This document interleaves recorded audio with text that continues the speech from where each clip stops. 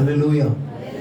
సమయం చాలా వేగంగా నడుస్తుండగా రండి దేవుని వాక్యంలోనికి మనం వెళదాం.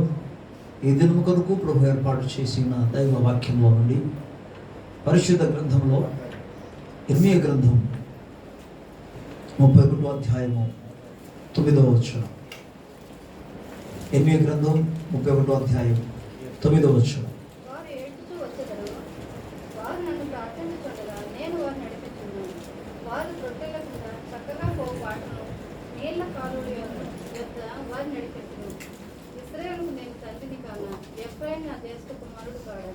చిన్న ప్రార్థన.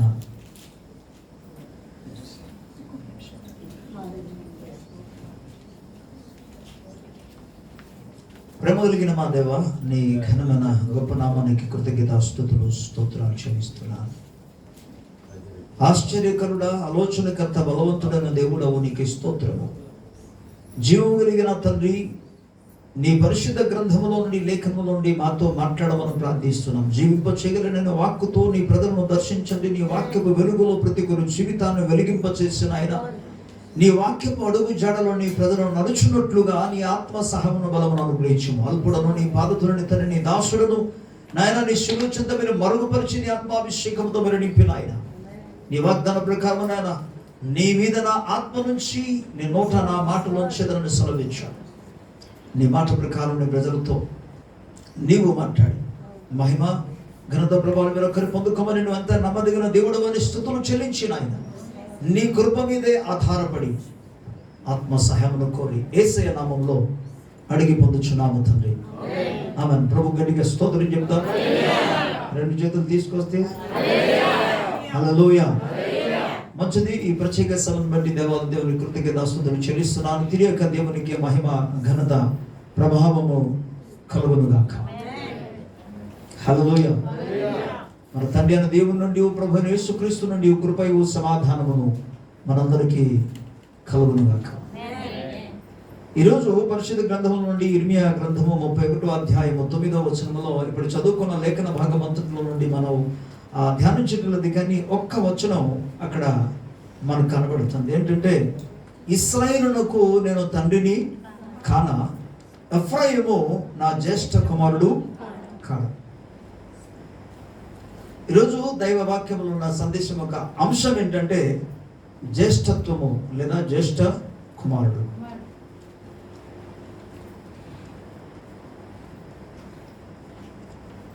పరిశుద్ధ గ్రంథంలో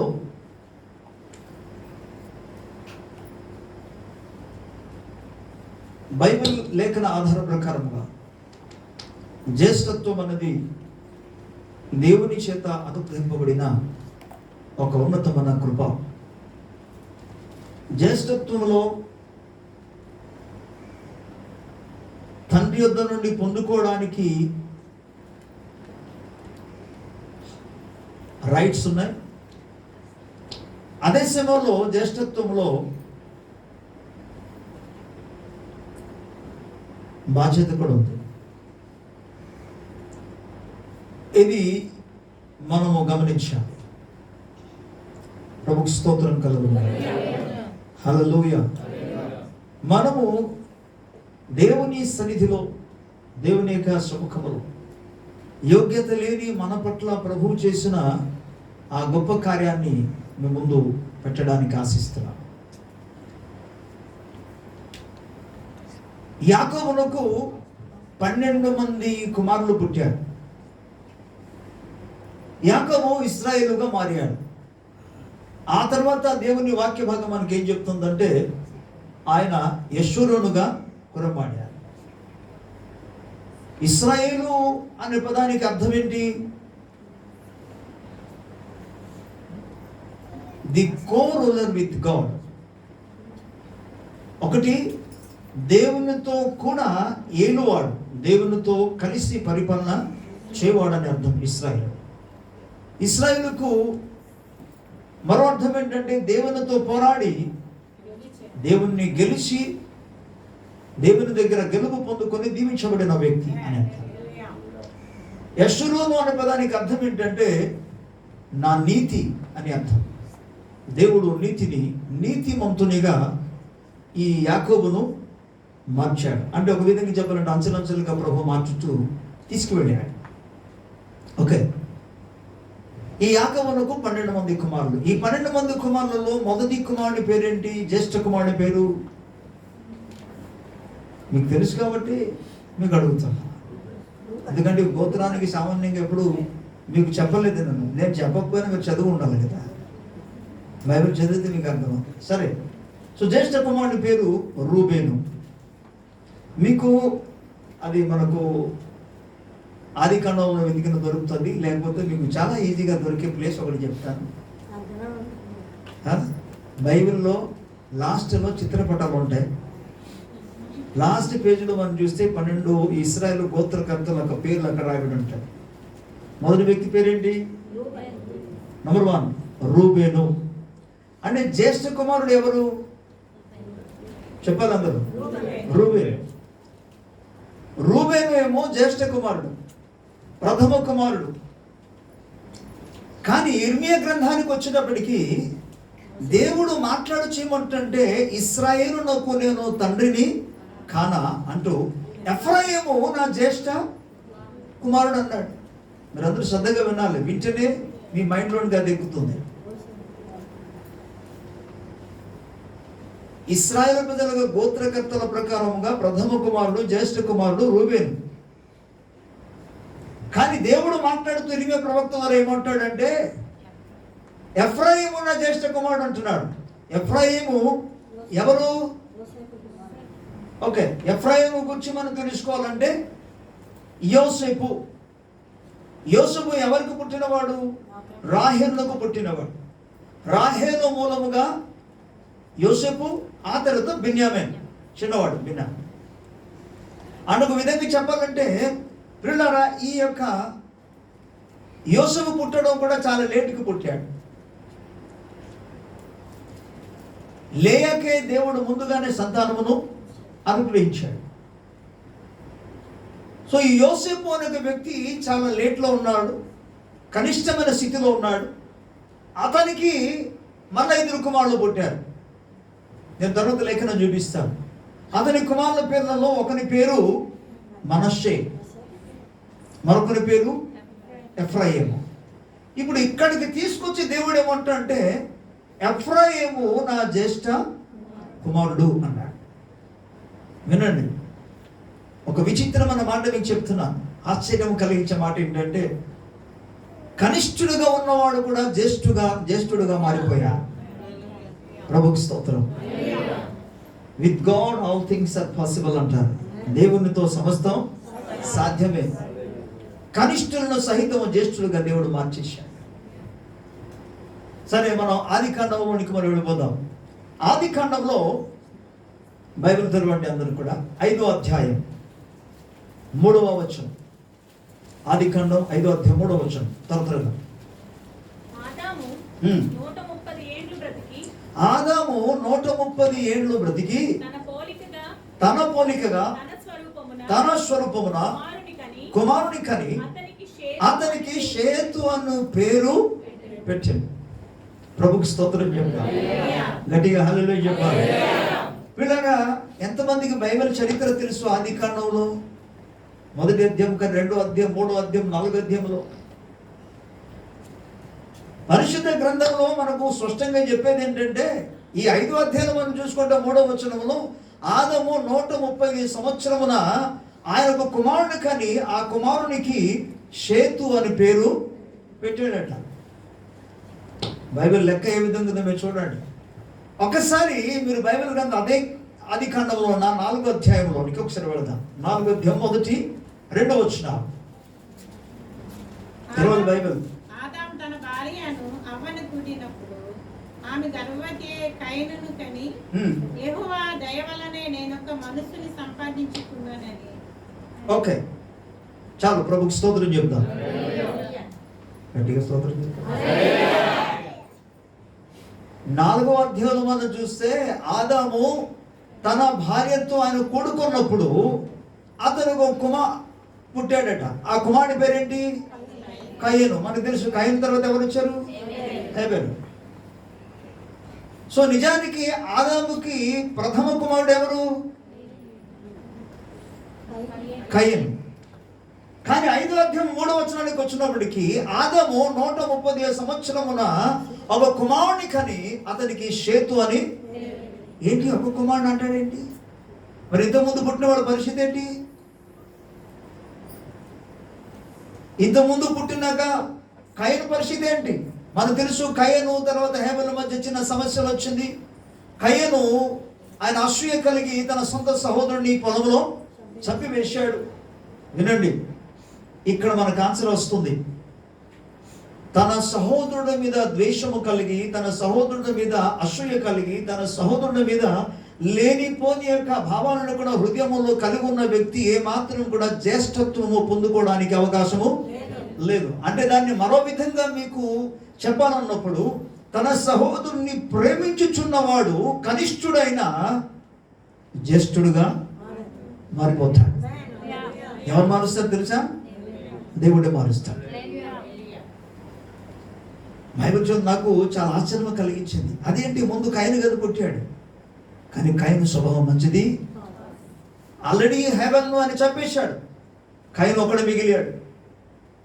వాడు లెక్కలోనికి రాలేదు. కారణం, తన జ్యేష్ఠత్వమును ఆయన పోగొట్టుకున్నాడు. సందేహం లేదు, వాడు జ్యేష్ఠుడే. కానీ దేవుని పోలికగా, దేవుని స్వరూపమందు సృజింపబడి ఉన్న మానవుని మీద ఆయన అసూయ చేత, కక్ష చేత ఆయన హత్య చేసినందుకు తన జ్యేష్ఠత్వమును పోగొట్టుకున్నాడు. ఇప్పుడు ఆ జ్యేష్ఠత్వమును పోగొట్టుకున్న తర్వాత ఆ జ్యేష్ఠత్వాన్ని మళ్ళీ ఎవరికి వచ్చింది? తర్వాత పుట్టిన వాడికి వచ్చింది. ఎందుకు అసలు షేతుకు మాత్రం రావాలి, కయీనుకి ఎందుకు రాకూడదు? ఎందుకంటే కయీను చేసిన పాపాన్ని బట్టి శపించబడ్డాడు. ఒక శపించబడిన బ్రతుకు కలిగిన వాడు జ్యేష్ఠత్వము కలిగి ఉండడానికి దేవుని చేత జ్యేష్ఠత్వము పొందుకోలేరు. అంటే ఒక వ్యక్తి జ్యేష్ఠత్వము కలిగి ఉండాలంటే దేవుని చేత ఆశీర్వదింపబడాలి. మరో విధంగా చెప్పాలంటే they must be approved by God. దేవుని చేత ఆమోదించబడాలి. దేవుని చేత ఆమోదించబడిన వ్యక్తి ఎవరు? షేతు. ఎందుకు తెలుసా? షేతుకు కూడా కుమారుడు పుట్టాడు. అతని కుమారుని పేరు ఎనోషు. అతని కాలంలో ప్రార్థన ప్రారంభము అయింది. అంటే ప్రార్థన ప్రారంభమైనదని అనే మాటకు అర్థం ఏంటంటే, తప్పకుండా షేతు తన కుమారుడైన ఎనోషుకు దైవ భక్తిని నేర్పించి ఉన్నాడని అర్థం. ఆ తండ్రి వద్ద నుండి వచ్చినాక దైవ భక్తియే షేతు ఎనోషులో పని చేసింది. అందువల్ల ప్రార్థన చేశాడు. ఇప్పుడు అద్భుతమైన విషయం ఏంటంటే, అతడు దైవ భక్తి కలిగి జీవించినందుకు కయీనుకు లేని యొక్క ఆ జ్యేష్ఠత్వమును ఈయన ఆటోమేటిక్గా పొందుకోవడానికి అవకాశం కలిగి. ప్రభుకు స్తోత్రం. నిజానికి అది ఆటోమేటిక్గా పొందుకున్నది కాదు, అతడు దైవ భక్తి కలిగి దేవుని వద్ద నుండి జ్యేష్ఠత్వం పొందుకున్నాడు. మీ ఇంట్లోనే చూడండి, బాధ్యత కలిగిన వారిని ఈ యొక్క బాధ్యతని ఇస్తాడా? బాధ్యత లేని వాడు ఎంత వయసు కలిగినా ముందుకు పుట్టిన వాడని ఎవరైనా సరే వాళ్ళకి అవకాశం ఇస్తారా? జ్యేష్ఠత్వం ఇస్తారా? ఆస్తిని ఇస్తే ఏం చేస్తారు?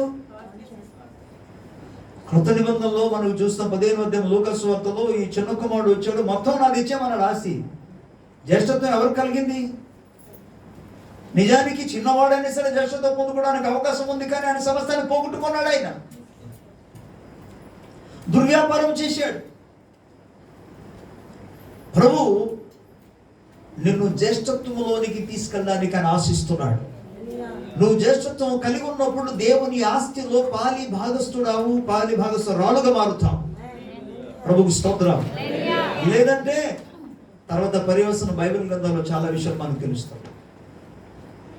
సమయం ఎంపికగా ఉన్న త్వరగా పెడుతున్నాను. నెక్స్ట్ వ్యక్తి మనకు కనబడతారు.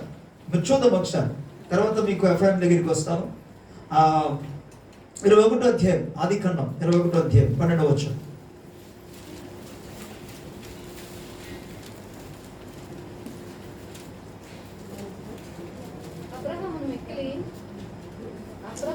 అయితే దేవుడు ఆ చిన్నవాడిని బట్టి, నీ దాసును బట్టి నీవు దుఃఖపడవద్దు, శారా నీతో చెప్పు ప్రతి విషయంలో ఆమె మాట వినుము, ఇస్సాకు వలన అయినదే నీ సంతానమనబడును.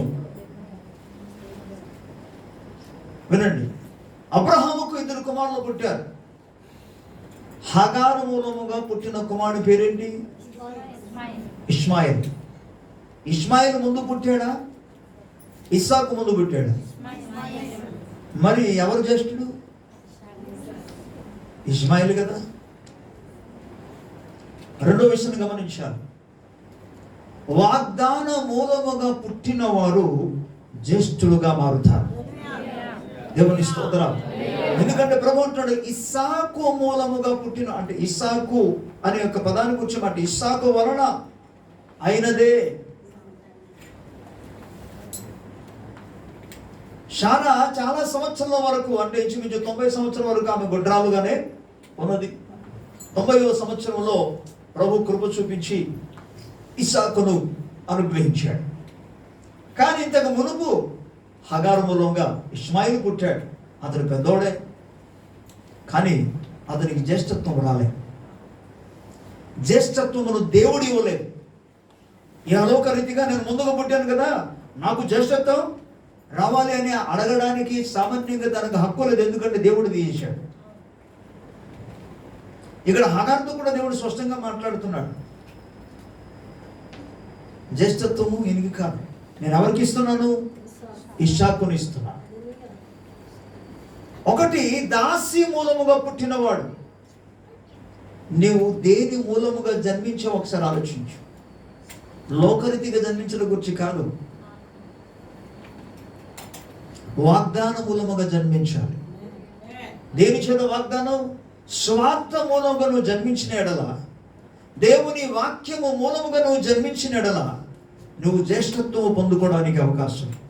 నువ్వు లోకరీతిగా జన్మిస్తే, అందుకే కృత జన్మాన్ని గురించి ప్రభు ఒకడు మాట్లాడాడు. యోహాను సువార్త 3వ వచనం కానీ 5వ వచనం అంటాడు, ఒకడు కృతగా జన్మిస్తాను కానీ దేవుని రాజ్యంలో ప్రవేశించలేడు. 5వ వచనంలో ఒకడు నీటి మూలముగాను ఆత్మ మూలముగాను జన్మిస్తాను కానీ దేవుని రాజ్యమును ప్రవేశించలేడని చెప్పాడు. ముందు ఏమో చూడలేడు అన్నాడు 3వ వచనంలో, 5వ వచనంలో ఏమో ప్రవేశించలేడు అన్నాడు. వీరెవరంటే ఇది క్రొత్త జన్మ అనుభవంలోనికి వచ్చిన వారు. నీవు మార్పు చెందకపోతే నువ్వు జ్యేష్ఠత్వం పొందుకోవడానికి అవకాశమే లేదు. ఏం చేయబడాలి? నూతన పరచబడాలి. నూతన జన్మ అనుభూతిలోనికి రావాలి. భౌతికమైన జన్మాన్ని గురించి కాదు. అదేవిధంగా సంఘములు కూడా అనేక మంది ఎన్ని సంవత్సరం నుండి ప్రభువును నమ్ముకొని నువ్వు జీవితాన్ని గడుపుతున్నావు అనేది ముఖ్యమంది కాదు. నీవు జ్యేష్ఠుడు అయితే సంఘములో ఉన్నాక బాధ్యతను భరిస్తావు. జ్యేష్ఠుడు అయితే భారవంతులను నువ్వు భరిస్తావు. జ్యేష్ఠుడు అయితే ఇవన్నీ మాది, నా పని నేను చేస్తానని ముందుకు వస్తావు. బాధ్యత లేకపోతే నీకు జ్యేష్ఠత్వం లేదు అని అర్థం. కుమారులలో ఒకడివి అంతే. కానీ ఈరోజు పాయింట్ ఏంటి? జ్యేష్ఠత్వం. జ్యేష్ఠుడిగా ఎంచబడ్డాడు. కనిష్ఠులుగా పుట్టినప్పుడు కూడా జ్యేష్ఠుడిగా ఎంచబడ్డాడు. ఈయన చివరిగా పుట్టినప్పుడు కూడా ఇస్సాకు వాగ్దానముగా పుట్టినవాడు కాబట్టి ఆయన జ్యేష్ఠుడుగా మారాడు. ప్రభుకు స్తోత్రం. ఇస్సాకు మూలముగా వచ్చిన సంతానమును ప్రభు దీవించాడు. అతనిలో నుండి గొప్ప గొప్ప రాజులు వచ్చారు. ఇస్సాకు మూలముగా పుట్టిన వారిలో నుండియే వచ్చిన వారు యేసు ప్రభు వారు. ప్రభు గట్టిగా స్తోత్రం చెప్తారు. గట్టిగా హల్లెలూయా, హల్లెలూయా. తర్వాత లేఖన భాగాన్ని ఒకసారి మనం చూసుకుందాం. 29వ అధ్యాయం 29:32 వచనం. ఆదికాండం 29:32. లేయా గర్భవతి అయి కుమారుని కని యెహోవా నా శ్రమను చూచి ఉన్నాడని అతనికి రూబేను అని పేరు పెట్టింది. సో రూబేను గురించి ఇంతకు ముందు మనం ధ్యానం చేసాం. లేయా మూలముగా రూబేను పెట్టాడు. రూబేనును బట్టి లేయా ప్రభు సముఖంలో ఏమంటుందంటే, ప్రభు ఇప్పుడు నా పట్ల కనికరం చెప్పాడు, నా భర్త ఇప్పుడు నన్ను ప్రేమిస్తాడని చెప్తూ నా శ్రమలన్నీ కూడా యెహోవా చూచున్నాడు కనుక నా పెనిమిటి నన్ను ప్రేమించును కదా అనుకుని అతనికి రూబేను అని పేరు పెట్టాడు. మొదటి వాడే, కానీ అతను కొద్దిగా అక్రమముగా ప్రవర్తించాడు. జ్యేష్ఠ కుమారుడే కానీ తన జ్యేష్ఠత్వమును పోగొట్టుకోవడానికి కారణం అతడు అక్రమంగా ప్రవర్తించాడు. దేవునికి విరోధమైన పాపము చేశాడు ఆయన. ఆ ఒక్క కారణాన్ని బట్టి డైరెక్ట్గా మరి మిగతా వాళ్ళ తర్వాత నెక్స్ట్ వీక్ ఎవరికి రావాలి జ్యేష్ఠత్వం? ఓకే, రూబేను పాపము చేశాడు, జ్యేష్ఠత్వం కోల్పోయాడు. ఎవరైనా కావచ్చు, దేవుని దృష్టికి అక్రమముగా నడిచినప్పుడు, దేవునికి విరోధముగా పాపము చేస్తున్నప్పుడు వారు జ్యేష్ఠత్వమును కోల్పోతారు. ఒక రూబేను కోల్పోయారు. కోల్పోయిన తర్వాత నెక్స్ట్ ఎవరికి రావాలి? మళ్ళా ఇక్కడికి వచ్చాడు. ఎక్కడికి? ఈ బైబిల్లో లాస్ట్ రూబెన్ తర్వాత నెక్స్ట్ వ్యక్తి ఎవరు? షిమియోను. అంటే ఇప్పుడు పెద్దల గురించి మనం ఆలోచన చేస్తే మొదటి వాడు రూబేను, తర్వాత షిమియోను వచ్చాడు. ఇప్పుడు నెక్స్ట్ ఈ జ్యేష్ఠత్వం ఎవరికి రావాలి? అంటే మామూలుగా లెక్క ప్రకారంగా మనం చూస్తే షిమియోనుకి రావాలి, కానీ షిమియోనుకి రాలే. ఈ మిగిలిన 10 మంది అన్నదమ్ములలో రూబెన్ సంగతి పక్కన పెట్టేయండి. ఇక తన మిగిలిన అన్నదమ్ములలో ఎవరికి కూడా ఈ యొక్క జ్యేష్ఠత్వం అనేది రాలేదు. మనకి ఇక్కడ కనబడతారు. షిమియోన్ తర్వాత యూదా, యూదా తర్వాత జబూలూను, జబూలూను తర్వాత ఇషాఖారు, ఆ తర్వాత దాను, తర్వాత గాదు, ఆషేరు, నఫ్తాలి, తర్వాత ఎఫ్రాయిం. మనస్సే ఎక్కడికి వచ్చేసారు చూడండి. మనస్సే ఎఫ్రాయిం తర్వాతకి వెళ్ళిపోయాడు. ఇంతకుముందు మీకు చెప్పారు. ఓకే, దాన్ని మీకు ఒకసారి చూపించాను. 41వ అధ్యాయంలోనికి ఒకసారి వెళ్దాం. ఆదికాండం 41వ అధ్యాయం 50 వచనం నుండి 52వ వచనం వరకు. కరువు సంవత్సరములు రాకమునకు యోసేపునకు 2 కుమారులు పుట్టిరి.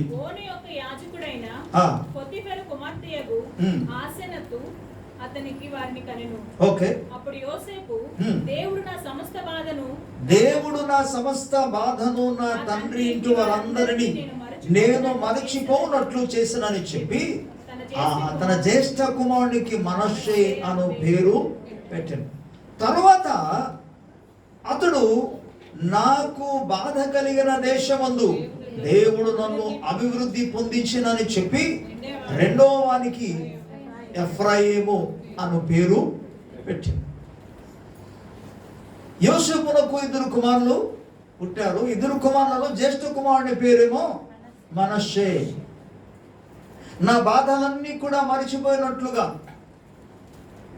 ఎందుకంటే ఆయన పొతీఫర్ ఇంటికి వచ్చిన తర్వాత పొతీఫర్ కుటుంబస్తులందరూ కూడా దీవించబడ్డారు. తన ఆస్తి అంతా కూడా దీవించబడింది. కానీ పొతీఫర్ భార్య చేసిన పొరపాటును బట్టి అన్యాయముగా ఆయన చెరసాలోనికి వెళ్ళాడు. చెరసలో ఉన్నంత కాలం కూడా తన హృదయంలో బాధ కలిగి వేదన కలిగి ఉండి ఎప్పుడూ తల్లిదండ్రులను జ్ఞాపకం చేసుకునేవాడు. కానీ ప్రభు తన మహాకృప వలన అతన్ని ఈ యొక్క చెరసాల నుండి బయటికి తీసుకొచ్చి అతన్ని అధికారమును ఐగుప్తు దేశంలో ప్రభు అధికారం ఇచ్చిన తర్వాత, ఆధిపత్యం ఇచ్చిన తర్వాత ఇతనికి పెళ్లి అయింది. అంటే పెళ్లి అయ్యే వరకు కూడా పిల్లలను కను వరకు కూడా తల్లిదండ్రులను జ్ఞాపకం చేసుకుంటూ బాధలోనే ఉన్నాడు. కానీ ఏ రోజు అయితే అతనికి పిల్లలు పుట్టారు, ఫస్ట్ కుమారుడు పుట్టిన వెంటనే ప్రభు నా బాధలన్నింటినీ, నా దుఃఖమంతటిని కూడా మరచిపోయినట్టుగా చేశాడు. దేవునికి స్తోత్రం. నేను అనుకుంటాను, మనస్సులో ఎవరిని చూసుకున్నాడు ఆయన? సరే, నేనే చెప్తాను, మనస్సులో వాళ్ళ నాన్నగారిని జ్ఞాపకం చేసుకుంటున్నాడు. అందుకే కొంతమంది తల్లిదండ్రులు పిల్లల్లో చూస్తుంటారు, మా తాతయ్య, మా అమ్మమ్మ అని, నానమ్మ అని పిల్లల్లో చూసుకుంటారు. పిల్లల ఆయన యోసేపు తనకు పుట్టిన కుమారుడైన మనస్సును బట్టి ఆయన ధైర్యం తెచ్చుకొని ఇప్పుడు ఆ బాధలన్నీ ఆయన చెప్పాలందరూ మరచిపోయాను.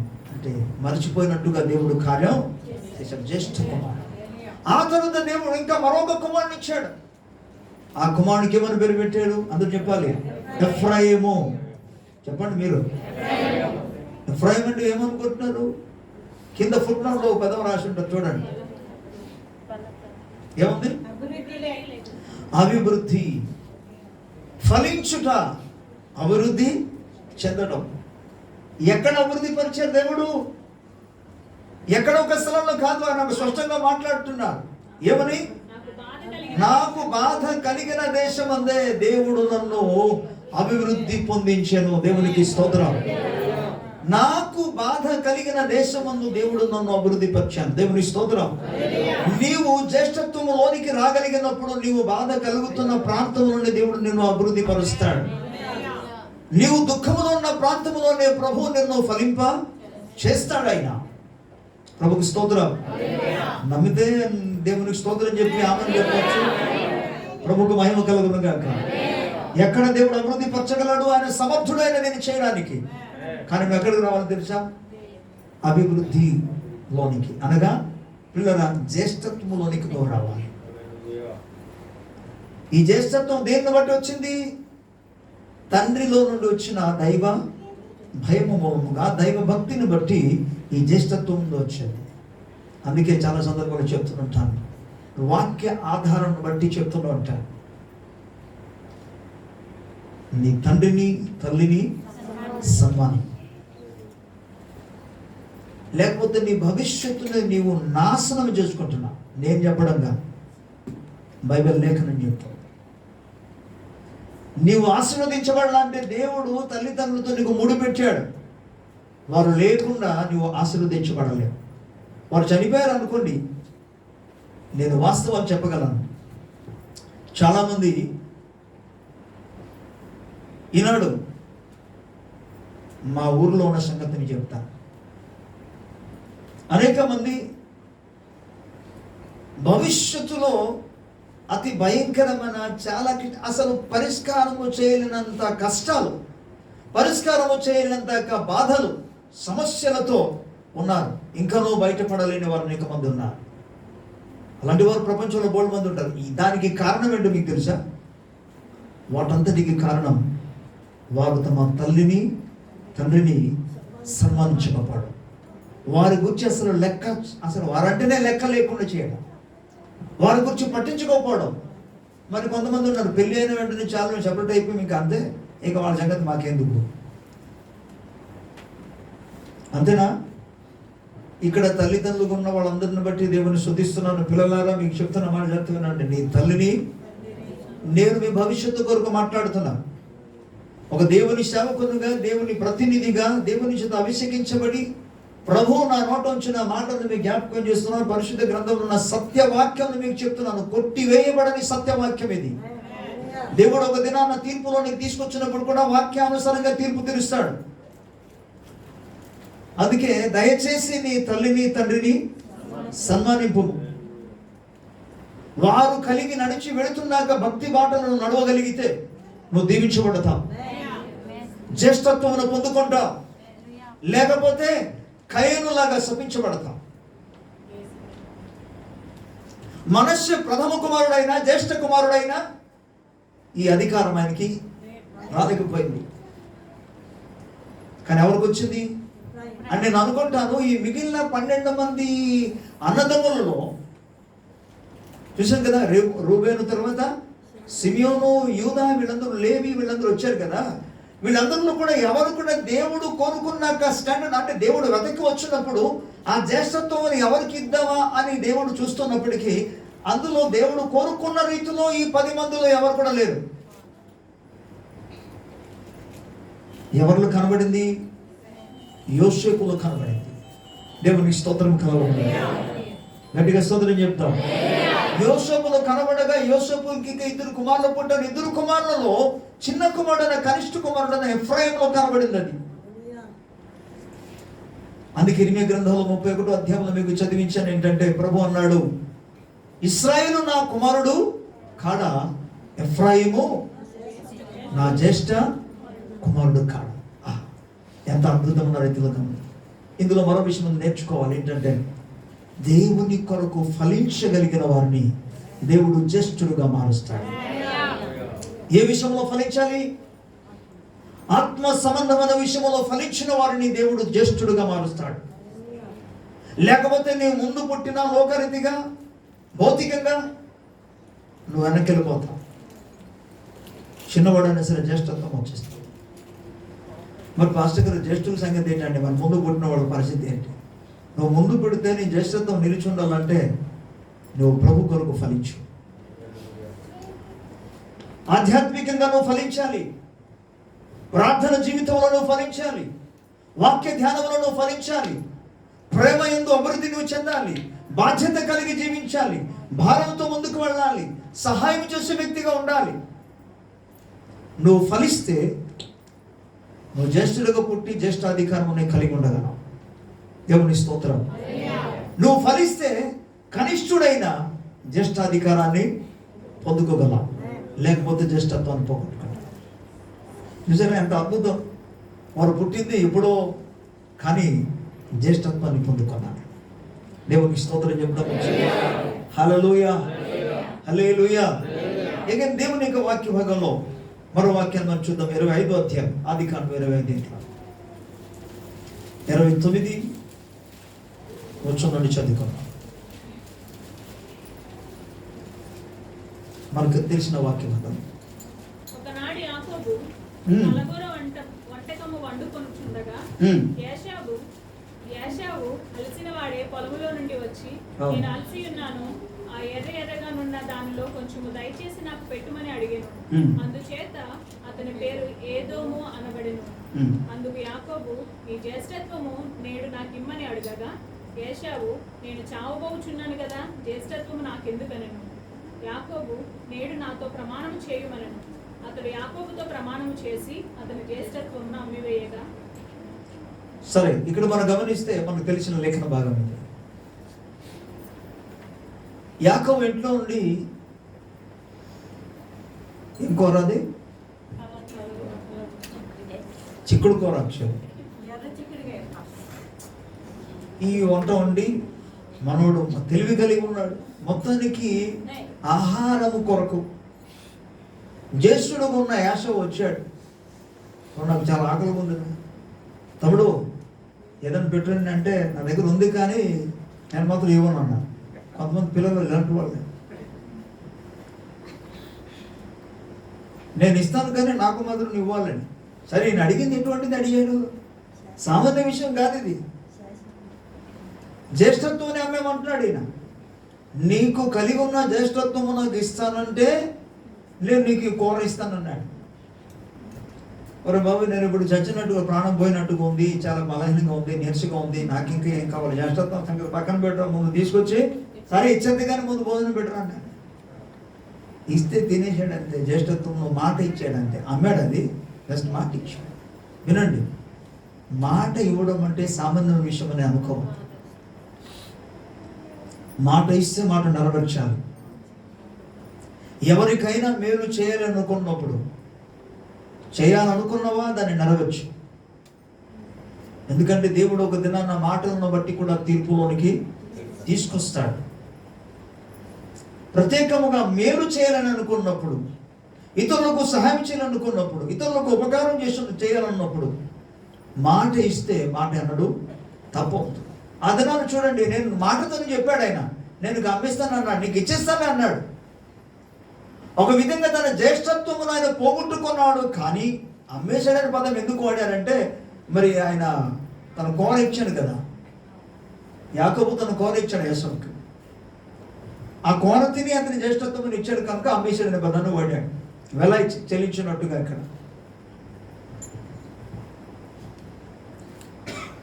ఇక్కడ మనం గమనించాలి, దేవుడు నీకు అనుగ్రహించినాక జ్యేష్ఠత్వమును నువ్వు పోగొట్టుకోకుండా ఉండాలంటే,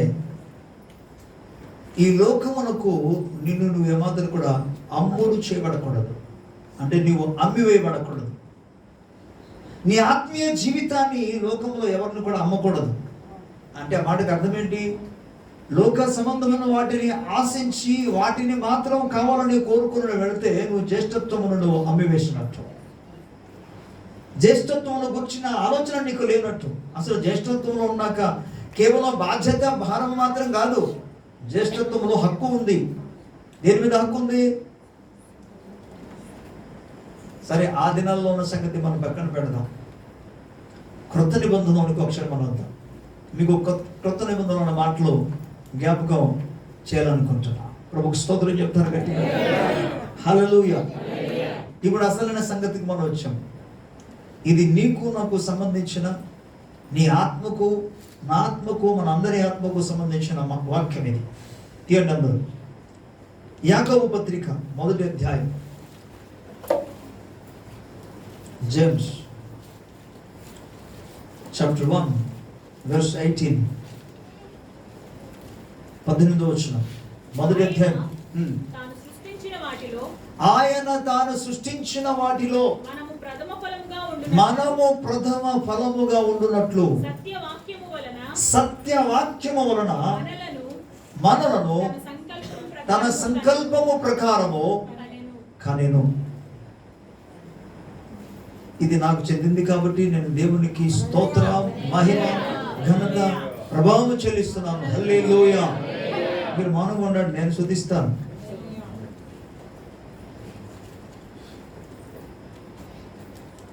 ఆయన తన సత్యవాక్య ప్రకారము తన సంకల్పము చొప్పున నన్ను కన్నాడు. హల్లెలూయా. ఎందుకు కన్నాడు తెలుసా? అక్కడ స్పష్టంగా రాయబడింది, తాను సృజించిన వాటన్నిటిలో ప్రథమ ఫలం అంటే జ్యేష్ఠత్వం, జ్యేష్ఠుడుగా ఉన్నట్లుగా. హల్లెలూయా. గట్టిగా స్తోత్రం చెప్పాలి. ఇప్పుడు ఆ జ్యేష్ఠుడుగా నేను నియమించడానికి ఎక్కడంట? ఆయన సృజించిన అమ్మ దేవునికి స్తోత్రం.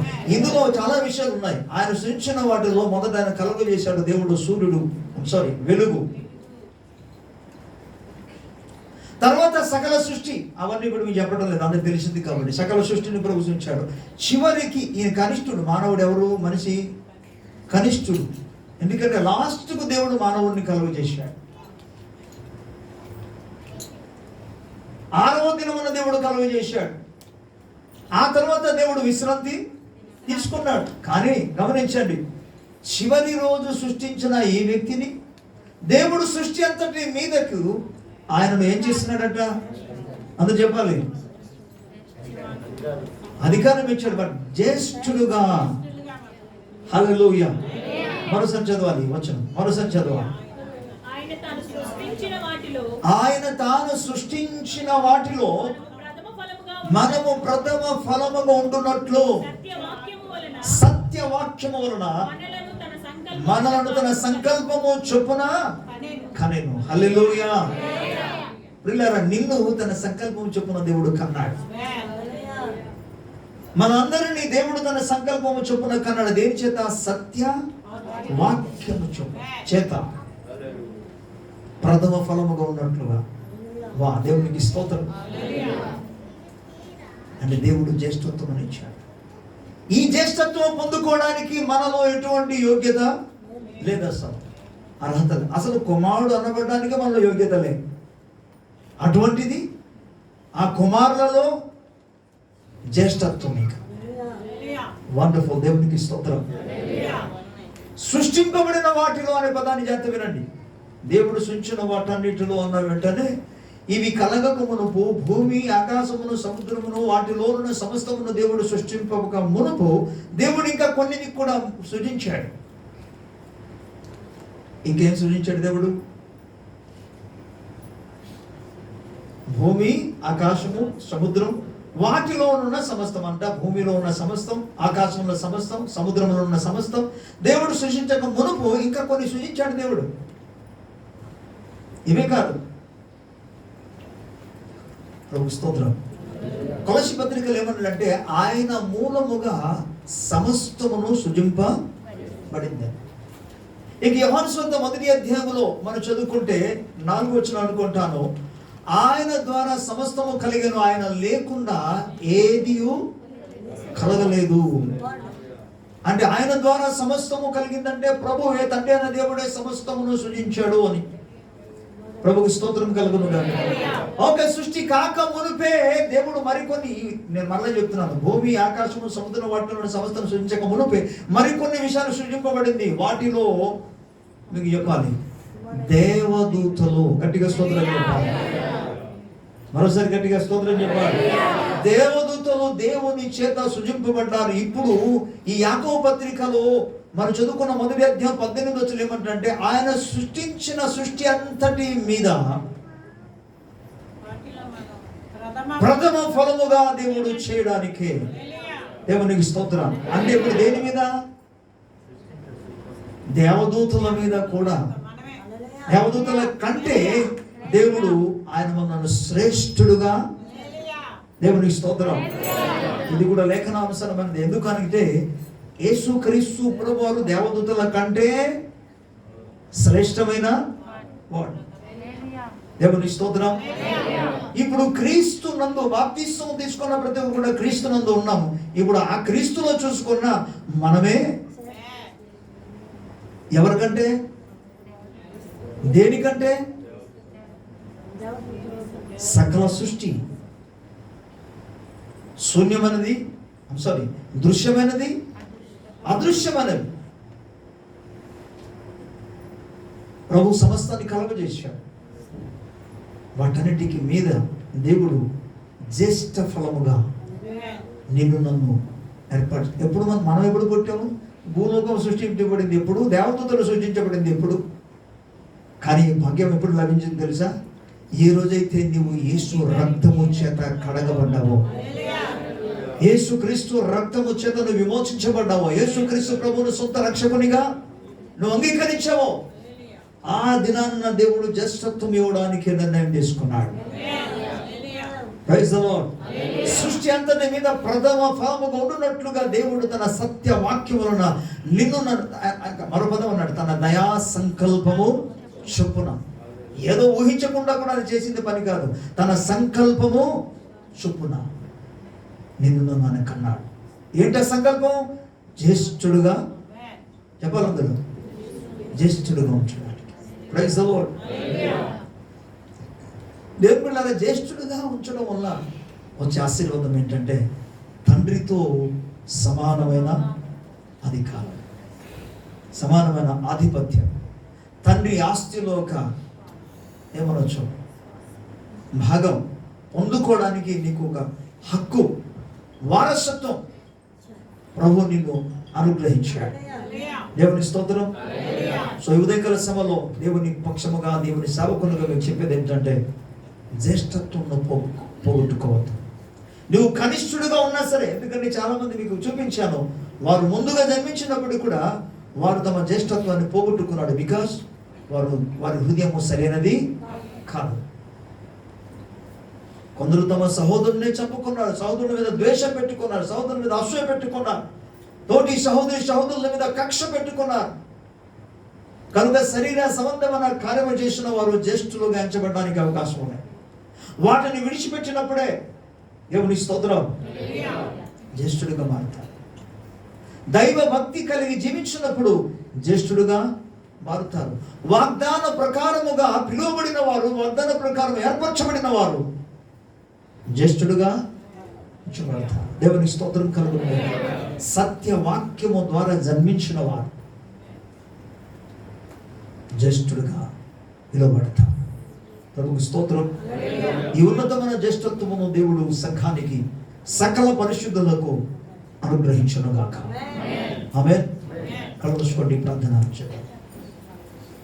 దైవ వాక్యం మన అందరి హృదయంలో ఫలించేటట్లుగా మనందరూ కూడా ఒక నిమిషం ప్రభు సముఖంలో ప్రార్థన చేద్దాం. ప్రభు, నేను ఆ జ్యేష్ఠత్వం కలిగిన ఆశ కాదు, కానీ నీ వాక్యంతో ఈరోజు మాట్లాడావు కాబట్టి దురాశతో కాదు, నేను నీ వాక్యానుసరముగా దేవ జ్యేష్ఠత్వము కలిగి ఉంటున్నట్లుగా, నేను నీ కృప చేత పొందుకున్నట్లుగా సహాయం దయచేయమని. అందుకే దేవుని సముఖములో జ్యేష్ఠత్వములో నుండి, ప్రథమ ఫలములో నుండి నిన్ను తొలగింప చేయడానికి, దూరం చేయడానికి, ఈ హలోక సంబంధమైన శరీర కార్యాలు కొన్ని, ఇహలోక సంబంధమైన ఎటువంటి కార్యమైనా సరే నిన్ను ఒకవేళ లాగుతూ ఉంటే ప్రభు సముఖంలో మారు మనసు పొంది, పశ్చాత్తము కలిగి, శరీర సంబంధమును ప్రతి క్రియలను విడిచిపెట్టి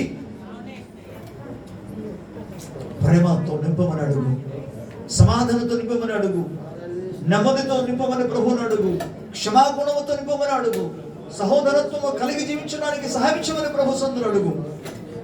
వాగ్దాన ప్రకారముగా నడవడానికి, వాక్యానుసరంగా నడవడానికి సహాయించమని, దైవ భక్తి కలిగి జీవించడానికి సహాయించమని ప్రభు దగ్గర మనం అడుగుదాం. ఎందుకంటే ఎఫ్రాయిము నా జ్యేష్ఠ కుమారుడు కాడా. నువ్వు ప్రభు కొరకు ఫలించగలిగినప్పుడు నువ్వు జ్యేష్ఠత్వంలోనికి రాగలవు. ప్రభు నీ కొరకు ఫలిస్తానయ్యా, నాకు సహాయం చెప్పాడు. ఆధ్యాత్మికంగా నేను ఫలిస్తానయ్యా, ప్రార్థనలో, విశ్వాస జీవితంలో, వాక్య జీవితంలో, సేవలో, ప్రేమలో ఫలించినట్టుగా నాకు సహాయం చేయమని అడుగుదాం.